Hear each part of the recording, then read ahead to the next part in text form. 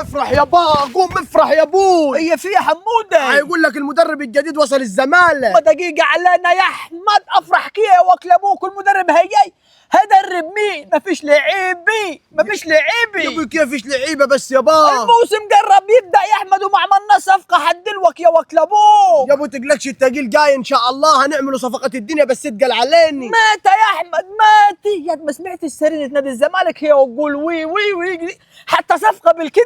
يا ابوي بس ليه تشتغل السريني؟ تشتغل ليه السريني طالما نحن واخد بالك عندنا لعيبتنا الرجاله، عندنا دونجا وعندنا شلبي وعندنا ايشو وعندنا عواد.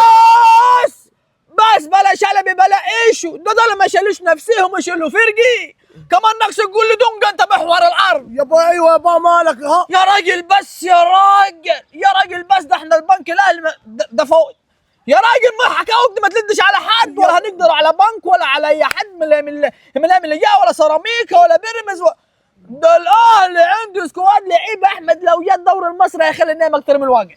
تقول لي دونجا وايشو ليه امال يابا يخلي الواقف اكتر من نايم؟ كان ولا نايم اكتر من الواقف. امال ليه؟ عندهم شرقي وغربي وبن رمضان وبن شعبان وكتير قوي وام علي وابو علي وحكاوي. يا احمد ما تلدش على حد، وزيزو وبيزو كتير. وعبال ما ارجع لك امام عاشور من الاصابه وحكاوي تريزيجيه. يابا خلاص يا ابوي انت بس وديانج ما تكلمش تاني. انا سيبني يابا خلاص، يقول لك هيمشوا قال حمدي فتحي وهيخلوا ديانج. مين يا صديق مالك زعلان ليك ده وقلب وشك؟ ولا زعلان ولا حاجه يا زيدان، ده فرحان. الله هطرشك باين على وشك. طبعا انت بشرني النهارده ابو شريزان يقول المدير الفني بتاع الزمالك وصل الجديد. طب وهيعمل ايه مسكين ده؟ انت اللاعب اللي قعدت تلف عليه سنه كامله عاوز تجيبه، رجع تاني لبيته.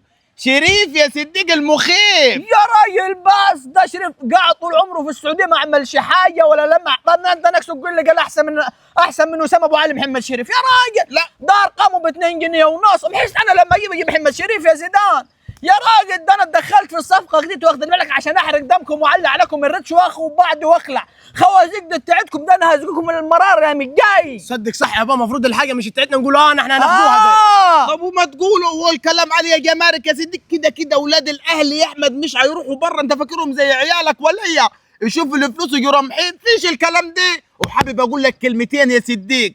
خاف، لا مش انت تخاف، الدوري كله لا دوري مين؟ افريقيا كلها تخاف يا صديق من بدايه السنه الجاي، عشان احنا اللي هنمسكوه هنسفلتوه. ايوه دي نصيحه مني ليك، يعني تشوف لك 3 4 صفقات اوروبيين عشان يقدروا يلهموا. بص يا احمد، المنظومه دي ان شاء الله مش هتنجح. ليه؟ عشان لو نجحت كانت نجحت في كاس العالم. صح صح. اتوكل على الله عشان مش هتسلك معاي. روح. اصلك ايه يا صديق من غير يمين السنه الجايه اللي هنمسكوا لها هنخلصوا عليها.